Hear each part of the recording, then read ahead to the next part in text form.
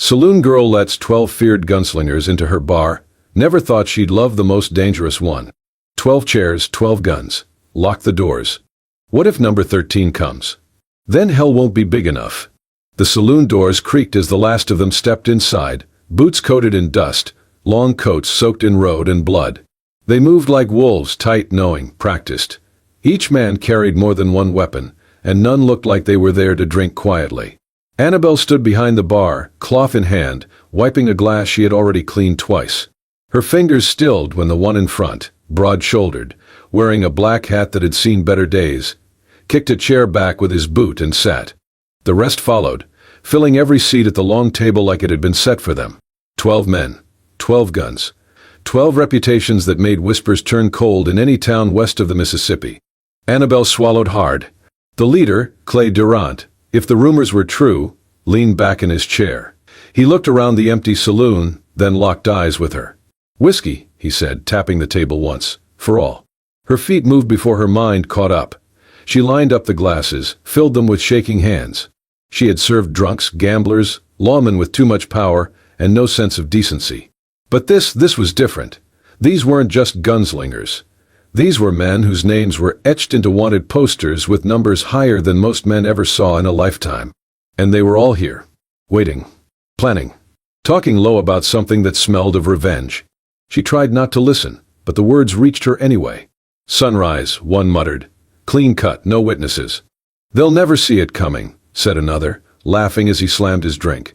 "They deserve what's coming," Durant added. "Red River paid in blood, and now Hollow Creek will too." Annabelle froze for half a second. Hollow Creek was her town, her home. Her father's grave lay at the edge of it, and her mother's bones even deeper in the dirt. These men weren't just passing through. They were here for war. She kept her face calm, eyes down, voice even. That was how you survived men like these. But one of them was different. At the far end of the table, half shadowed by the lamplight, sat a man who had not joined the toast. He had refused the whiskey.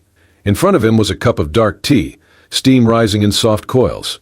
His coat was gray, weathered and heavy. He wore no hat, just long, dark hair tied back low. His hands, folded in front of him, were scarred but clean. He had not spoken, not laughed, not looked at the others. Not once. He was a shadow at their feast, a storm watching wolves dance. Annabelle caught herself staring and looked away. The night crawled on. They laughed, they argued, they played cards on tables stained with old blood and spilled ale. Annabelle moved between them, pouring, nodding, smiling where needed. No one touched her, not yet, but the air around them shifted each time one got drunker, louder, bolder. When she reached the man in gray, he lifted his cup for more hot water. She refilled it, hands steadier now. He gave a short nod, no smile, just acknowledgement. She turned to go, but the sleeve of her blouse brushed his hand. She froze. He didn't pull away. Their eyes met, and something in her chest tightened. There was no threat in him, no smirk, no hunger, just a depth that made her feel like he was seeing all of her, the fear, the exhaustion, the fury she buried 6 years ago when her father was shot for refusing to sell his land. She didn't move. He didn't blink. Then, almost imperceptibly, he tipped his head in thanks. That was all. But in a room filled with men who'd take everything without asking, that one quiet gesture from the most silent man in the saloon said more than words ever could. Annabelle stepped back. She looked once more at the 12 men seated before her. 12 devils ready to drown Hollow Creek in fire. And yet, it was the 13th, unclaimed, uninvited, who made her feel seen. The clock struck midnight. And the fire in her saloon was just beginning to smolder. The wind outside howled like a warning, rattling the shutters of the saloon. Inside, the fire popped and hissed as another log fell into the embers. The 12 men still drank, but now their voices had lowered, words slurring into dangerous whispers. Annabelle moved quietly behind the bar, head down, ears sharp. "Sunrise," Durant murmured, shuffling a deck of worn cards. "We take the marshal first. Then the banker. Then the rest of them. 4 names on that list, Red River boys. Thought they could get away. They split the silver." Another spat, his voice slick with resentment. "Left us for dead and crawled into this pishole town thinking we'd never find them." Durant chuckled. "We found them. And come morning they'll pay for Red River in full." Annabelle's stomach twisted. She knew the marshal. She knew the banker. And she knew exactly what Red River meant, an old mining camp that ended in gunfire. betrayal, and rumors buried under dust and fear. These men were not passing through. They were executioners. She kept serving, kept listening, kept pretending not to hear the names they recited like a prayer of vengeance. But her heart was already racing, her fingers already itching to reach for the small pouch she kept under the counter, a knife, a few dollars, and a matchbook from her father's old satchel. At midnight, she made her move. The room had quieted. Half of them were passed out or half drunk near the hearth. Others played poker, their laughter dulled. She walked to the back, down the narrow hall that led to the kitchen, each step light as dust. She pushed open the rear door, slowly, praying it would not creak. Cool air met her face. Then a hand landed on the door above her head, pushing it shut. She spun around, breath caught in her throat. The man in gray. He was right behind her, face unreadable in the moonlight that spilled through the dusty windows. He didn't reach for her, didn't raise his voice, just looked at her for a long, still second. Then he spoke, voice low and graveled. "If you leave now, they'll follow." Her throat tightened. He continued, quietly, "They've already staked out the back trail, waiting for anyone who runs. They want to be sure no warning reaches the others." She didn't respond. She couldn't. His gaze softened, just slightly. "If you stay, I can protect you." That was all he said. Then he stepped back and let her choose. She hesitated. Every instinct screamed at her to run, to vanish into the hills like her father once taught her. But something about the way he said protect, like it cost him something to offer it, made her pause. She nodded once, returned inside, and it was just in time. As she stepped back into the main room, one of the younger gunslingers, Johnny Mac, she thought, with eyes too wild for his years, blocked her path. "Well now," he slurred, "ain't you the quietest little mouse? Been serving us all night and ain't even smiled. That ain't hospitable, sweetheart." She kept moving, sidestepping. He grabbed her wrist. "Don't be rude now. I'm just being friendly." Before she could speak, a figure moved behind her. Fast. Sudden. The man in gray grabbed Johnny's arm and slammed it against the edge of the bar. The sound of bone hitting oak cracked through the room. Before Johnny could react, his head was shoved into the wall, once hard, then again. The saloon fell silent. The others looked up. Kane, his name not yet known but already feared, stood over the crumpled man without a word. He glanced at the others, gave no excuse, offered no warning. Then he turned, walked back to his seat, and picked up his cup of tea. The moment passed. The noise resumed. But Annabelle stood frozen. Something cold and ancient had just shifted in that room. And now she knew one thing for certain. He was not one of them. The morning sun rose blood-red over Hollow Creek, casting a strange hue on the dust that hung low across the silent main street. Shops were shuttered. Horses tied loosely outside rocked on their hooves, sensing something wrong. The town held its breath. Inside the saloon, the 12 men armed themselves. They laughed as they checked their chambers, adjusted gumbelts, tightened bootstraps. There was no rush, only certainty. This was not their first ambush, and they believed it would not be their last. Annabelle stood by the bar, cold creeping into her bones.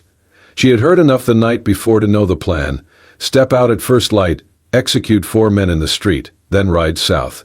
They expected chaos. They expected blood. What they did not expect was betrayal from within. As the saloon doors burst open and the gang strode into the empty morning, Kane hung back, moving slower than the rest. Annabelle watched from behind a cracked window, heart pounding. She saw townsfolk hidden behind wagons, in upper windows, rifles trained on the street. Then the first shot rang out. It wasn't from the townsfolk. It was from Kane. He moved like lightning. One Colt drawn, then the second. 2 shots, 2 dead men. Durant, the leader, barely had time to turn before a bullet shattered his collarbone. The rest of the gang shouted in confusion, drawing their weapons. But Kane was already a ghost among them, his feet sure, his aim sure, his face unreadable. He wasn't just shooting. He was executing. Annabelle burst out the back of the saloon, driven by instinct. Dust flew into her eyes as she ran around the building, ducking under gunfire. The sound was deafening. Her heart crashed against her ribs like a trapped bird. Rounding the corner, she saw him. Kane stood in the middle of the street, both arms raised, his coat whipping like a flag in the storm. Bodies fell around him. He didn't miss. He didn't hesitate. Every shot told her he had studied these men, not just their names but their habits, their blind spots, their pride. But even he couldn't see everything. From the saloon's upper window, a figure emerged, Johnny Mac, bruised but not dead. Rifle raised. Muzzle pointed straight at Kane's unguarded back. Annabelle froze. Time stretched. She looked around. A body at her feet, one of the dead men. A pistol lay beside his outstretched hand. She grabbed it, her fingers slippery with sweat, and something else, blood. Her breath came shallow. The pistol felt too heavy, too real. She had never fired one. Never wanted to. But Kane stood exposed. And Johnny was already squeezing the trigger. No, she whispered. Her finger found the cold iron of the trigger. She fired. Winding forward. The sound cracked through her skull. The kickback jolted her arm. The bullet struck Johnny in the shoulder, spinning him backward into the window frame. He screamed, then vanished from sight. Kane turned. Their eyes met across the battlefield. Annabelle stood frozen, the pistol shaking in her grip. She had done it. She had shot a man. The world spun. Her knees buckled. She dropped the weapon, stumbling back as the reality crashed over her. Her hands shook violently. Her chest felt tight, like it would never open again. She fell to her knees, dust rising around her, bile rising in her throat. She had killed, or come close enough. But then Kane was there, crouching beside her. He didn't touch her. Just knelt, breathing hard, blood at his temple from a grazing shot. "You're all right?" he said, voice low, steady. She couldn't look at him. "I didn't mean to. You meant to save me." Silence fell. The town was quiet again. The gunfire had stopped. The smoke curled lazily toward the sky. Annabelle finally met his eyes. And in them, she didn't see judgment. She saw something like awe. As if, in that moment, she had become something more than a girl who poured drinks for outlaws. She had become someone who made a choice. Kane grabbed her hand and pulled her into the alley, their boots sliding over broken stone as gunfire echoed behind them. Annabelle followed blindly, lungs burning, heart still pounding from what she had just done. Dust filled the air, thick with the scent of smoke and gunpowder. They turned a corner, ducked beneath a collapsed fence, and vanished through a cellar door half buried under the ruins of a general store long abandoned. Inside it was cool and dark, the light filtering through the cracks in the boards above painted pale stripes across their faces. Kane leaned against the wall, blood trickling from his side where a bullet had grazed him. His breath came in shallow bursts, his jaw clenched to suppress the pain. Annabelle sank to her knees beside him, fumbling with the rag from her apron. "You're hit," she whispered, more to herself than to him. "I've had worse," he muttered, wincing as she pressed the cloth to his wound. "You need stitches," she said. He nodded slightly. "Later." She tied the bandage as tightly as she could. Her hands were still trembling, but she kept them steady enough to help. When she finished, she sat back against the opposite wall, her dress streaked with blood, sweat, and dust. The silence stretched between them. Then she looked at him, really looked, and asked, "Were you one of them?" Kane didn't answer at first. His gaze dropped to the dirt floor. Then, slowly, he reached into his coat and pulled out a small object. He tossed it to her. She caught it. A poker chip. Silver, worn down at the edges, with the number 13 carved roughly into the center. Her eyes widened. "I wasn't invited," he said, voice low, "wasn't welcome. But I came anyway." She turned the chip over in her fingers. "You weren't with them." "I used to be." That hung in the air like a noose. Kane leaned his head back against the wall, eyes on the ceiling beams. 10 years ago, Red River. We pulled off the biggest mine job in the territory. Silver veins like veins in a god's hand. We were supposed to split it 13 ways. Annabelle froze. "They turned on you," she said quietly. "They turned on my wife," he corrected. "And my boy." Her breath caught.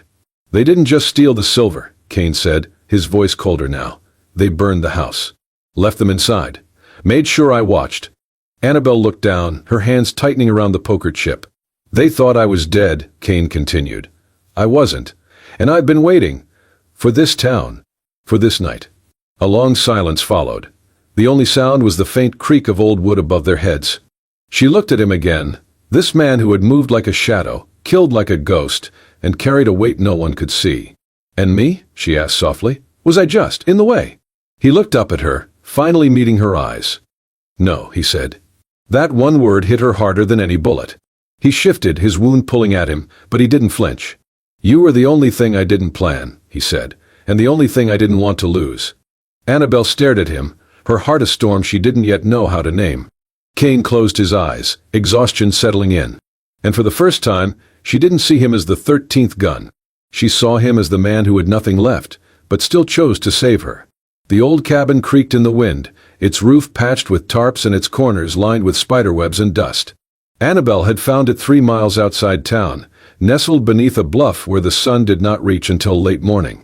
She helped Cain inside, supporting his weight as he leaned on her, half-conscious, blood-soaked and burning with fever. He had not spoken in hours.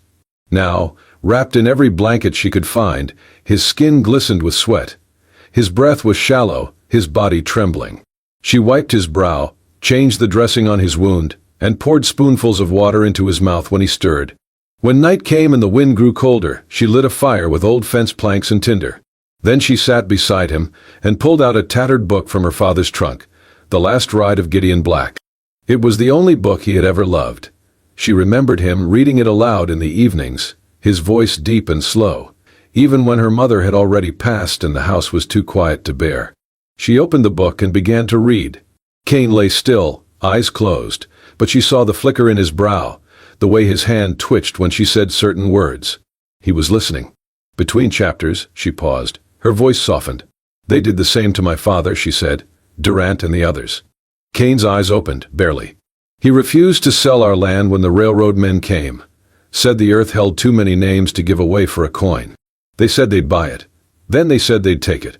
One night they lit the barn on fire. He ran in to save the horses. They shot him in the back. Cain blinked slowly, as if every breath took effort. I buried him myself, she said, voice trembling.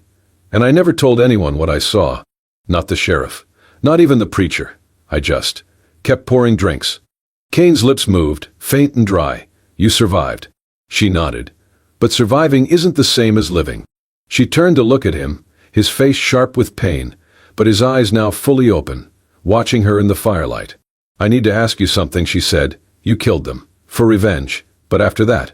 What then? He was silent. The fire cracked. Then, slowly, he replied, his voice rough and low. After that, there was nothing left to lose. A pause. Until you. Annabelle's heart clenched. She didn't know what to say. Didn't know if she believed in fate, or justice, or the kind of redemption that came after blood. But she knew he was telling the truth. Cain shifted, wincing, and reached into the inner pocket of his coat. He pulled out something small, wrapped in soft cloth. He opened it slowly. A leather armband, worn, darkened by years, with faded stitching that spelled out a single name, Mira. Annabelle recognized it instantly for what it was. Cain didn't speak.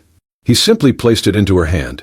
And then, without another word, he closed his eyes and leaned back, as if sleep was no longer a battle to fight. Annabelle looked down at the band in her palm, the stitched letters trembling in her grip. She didn't cry. She only sat beside him in silence, the fire warming her legs, the weight of his past pressed softly against her skin. In that moment, she did not see him as a murderer or a monster. She saw a man who had lost everything, and still found a reason to save someone else. The wind rolled over the hills like a whisper of something unspoken, carrying dust and the scent of sage.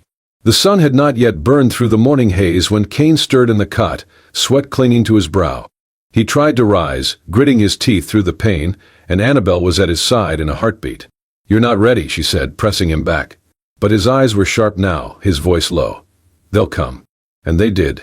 The first shot shattered the window of the cabin, then another tore through the wooden beam above their heads. Annabelle ducked, pulling Cain's arm over her shoulder. 2 of them, survivors from the 12. They had followed the blood trail, relentless, patient. Cain grunted, half walking, half dragging as Annabelle guided him out the back.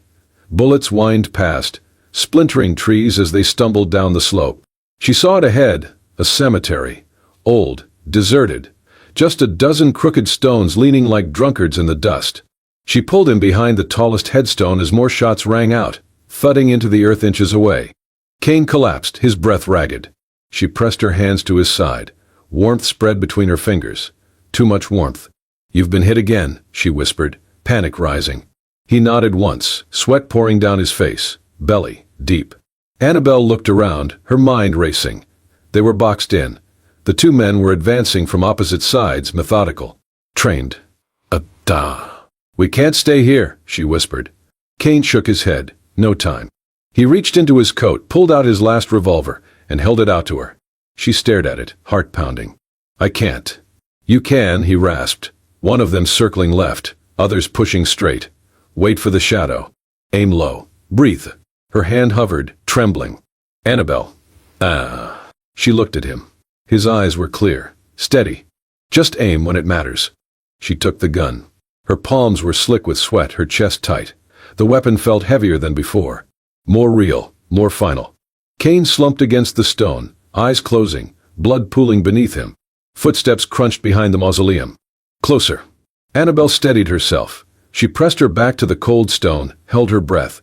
Then she saw it, a flicker of movement. A shadow breaking across the cracked tomb slab. She exhaled, stepped out, and fired. The man reeled, clutching his leg, gun flying from his hand as he crumpled. She didn't wait. She shot again, this time into the dirt near his hand as he reached for the weapon. He froze. Then he went still. Her arm dropped, the pistol lowering, heart roaring in her ears. Then, a crack behind her. She turned too late. The second man, tall, face smeared with ash, eyes wild, was already within 10 feet. He raised his rifle. "Drop it," he sneered. Annabelle's grip faltered. Kane stirred behind her, eyes flickering open. The man took a step forward.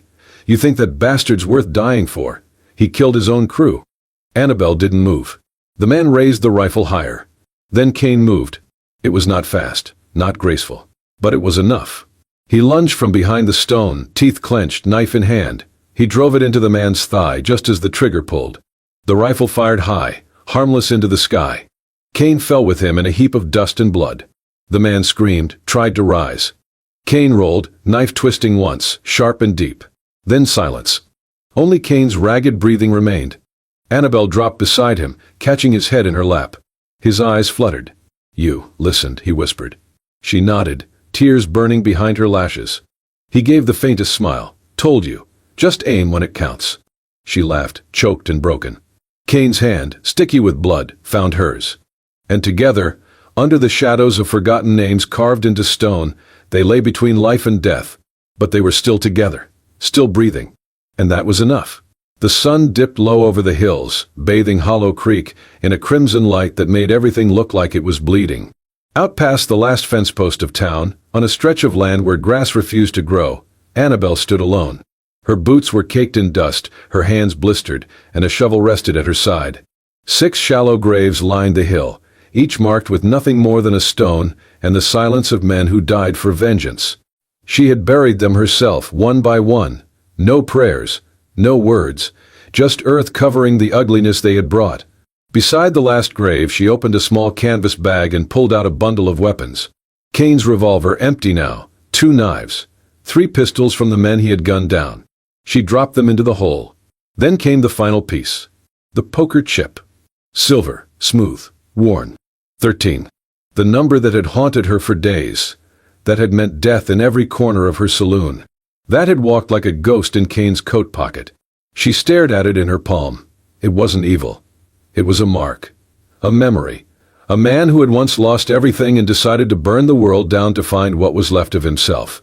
But he had not burned her. He had saved her. Annabelle struck a match. The flame danced briefly in the wind, then caught on the corner of a soaked rag. She set the chip in the fire, watched the edges melt and darken. When the number finally disappeared beneath the black, she dropped it into the grave and shoveled the dirt closed. The 13th gun was gone. Back at the cabin, Kane had not stirred in nearly 2 days. He drifted between silence and fever, his skin burning, his breath shallow. She had stayed at his side, keeping his body cool and her fears at bay with stories from her past, childhood mischief, memories of her father, the first time she ever saw snowfall. She didn't know if he heard her. But that evening, just as the fire outside turned to ember, Kane's eyes fluttered open. Annabelle froze, her breath caught. He turned his head slowly, painfully, toward her. His gaze was blurry, but it found hers. She leaned forward, took his hand. "Kane," she whispered. He blinked once. Then again. "I thought I lost you." He licked his lips, cracked and dry. "Not yet." She let out a shaky breath. Then, after a long pause, she asked softly, "Who are you now?" Kane didn't answer right away. His fingers curled slightly around hers. "I don't have a name anymore," he said. "But I have you." Tears pricked her eyes, but she didn't let them fall. She squeezed his hand tighter. They left Hollow Creek 3 days later. No one stopped them. No one said goodbye. The townsfolk watched from windows, eyes filled with a complicated blend of gratitude and fear. Annabelle understood. They didn't see heroes, just survivors who had spilled too much blood to be forgiven cleanly. So she and Cain rode out at sunrise, the sky painted gold, the road ahead long and unwritten. They carried no flag, no promise of redemption. Only each other. And for the first time in a long time, that was more than enough. The sun was softer this far south, less cruel than the burning skies of Hollow Creek. It warmed the clay roads without blistering them, and painted golden lines across the small, whitewashed building that now bore the name Café de la Frontera. It was barely a saloon, barely a home, but it was theirs. A place tucked between the borderlands and forgotten trails, where names mattered less than kindness, and pasts could be folded into silence. Inside, the air was thick with the scent of roasted beans, fresh bread, and something sweet simmering over the fire, cinnamon, maybe, or honey she had traded for in the last market. Annabelle moved easily now, her hands steady, her mind unburdened. Her apron was faded and flour-stained, her boots scuffed from weeks of use. She hummed softly as she stirred the pot, an old lullaby her father used to whistle, though she could no longer recall all the words. There were a few customers, locals mostly, ranch hands, passing traders. They came for the warmth, for the strong coffee, and sometimes just for the quiet. No one asked too much. No one judged. This was a place people found when they needed something to hold on to. Outside, Cain knelt beneath the porch, hammer in hand, his focus fixed on the warped boards that creaked too much when stepped on. His sleeves were rolled up, revealing the long, pale scar that curved like a question down his left forearm. A scar from another time, another life, when he was known by a number instead of a name. He worked in silence, as he always did. His gestures were precise, steady. Each nail driven was like a breath, measured, necessary. He did not talk much, even now, but in every swing of the hammer, in every chore he completed without being asked, in every quiet moment he shared with her beneath the desert sky, he said enough. The townsfolk had taken to them with the quiet tolerance of people who had seen too much. In border towns, survival mattered more than reputation. People weren't judged by what they had done, but by what they chose to do next. And Cain chose to build, not break, to mend, not destroy. That afternoon, a stranger rode in on a pale horse. Dust clung to his coat like a second skin, and his silver spurs jingled with each step. He looked like a man who had walked away from more graves than he could count. He entered without a word, took a seat at the bar, and ordered coffee. As he waited, his eyes drifted toward the window, toward Cain. He watched in silence for a long time. Then he looked to Annabelle, voice low and steady. He, the one they called number 13. Annabelle didn't flinch. She wiped her hands on a cloth, glanced at the man out back. Cain hadn't heard, or if he had, he gave no sign. He still got the look, the stranger added. The quiet ones always do.